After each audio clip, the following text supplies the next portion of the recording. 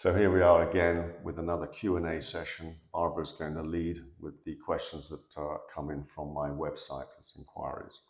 So what's the first one, Barbara? Our first question is from Iris. She's 28 years old and is very insecure about her nasolabial folds. Join the club. She has not had any aesthetic treatments. Please advise her on how I could correct this. So the nasolabial folds are this area here, and these start to be one of the first things that you'll see as we age, typically mid-30s, I think. 28. 28, so that's a bit young, but it's, everyone is different. So you'll start to see these folds develop usually as a result of soft tissue descending here.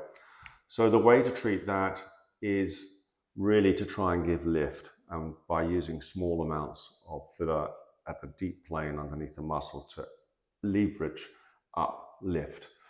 The old-fashioned way, funny enough, was to put the filler into the nasolabial folds, but that's very old-fashioned in a way because you can do it, but you use very small amounts, and otherwise you'll create a sausage or a puffy look. So again, look at what's causing these problems and then deal with the cause rather than the effect. So again, by doing a lift, we start to correct this fold. Okay, good advice. Our next question is from Diane. She's 48 and she's starting to notice sagging on her lower face. What's the best treatment for this? So sagging in the lower face, I'm guessing that she's referring to this sort of area here, we call the jowls. Yeah, like this whole area. So pre-jowl, post-jowl. Tend to get a fold developing here. Again, it's where soft tissue is descending as we get older, and there is not so much support to hold this up.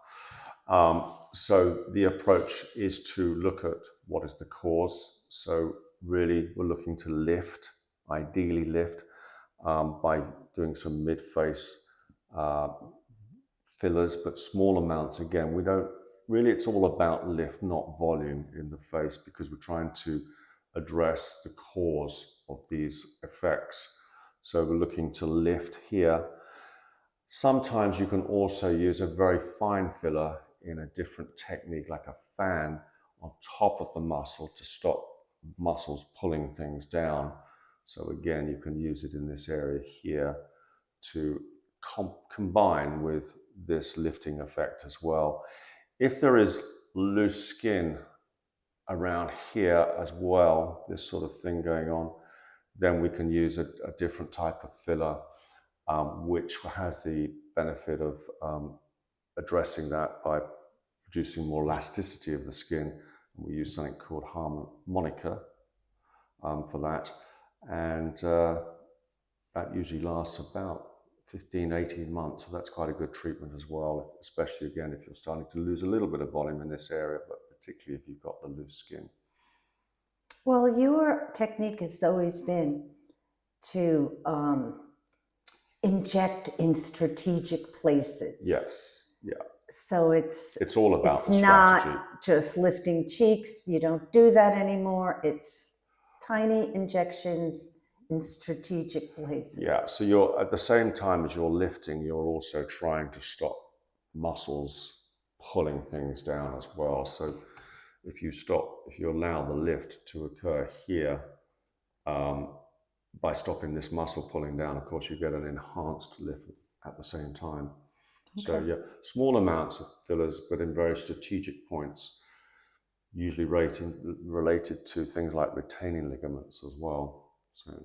And it gives a very natural effect. Again, it's a natural effect because I think a lot of people tend to think of fillers as volume, which we do want to have some effect to replace the volume.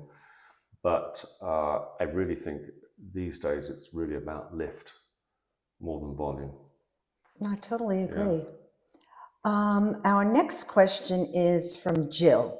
She wants to know what can be done to minimize the appearance of vertical lines along the corners of the mouth. So these sorts of lines here, and particularly if you pucker like this, and perhaps you're getting some fractures or weaknesses here, this can be addressed depending on the age as well, and also the assessment, but it can be addressed by using Botox to stop the muscles doing that in the first place. But usually you're looking at a skin booster type of treatment, which is a very light filler. Because again, we don't want to provide bulk and volume in the lower part of the face, because typically that's where a lot of the soft tissue is descended to. So yeah, if you're using things like Bolite or skin boosters or Profilo, and now of course we have polynucleotides that we can use around the mouth as well. Okay, that's it. That's it. So please keep the questions coming in. Go to my website to submit them, and I look forward to answering some more soon.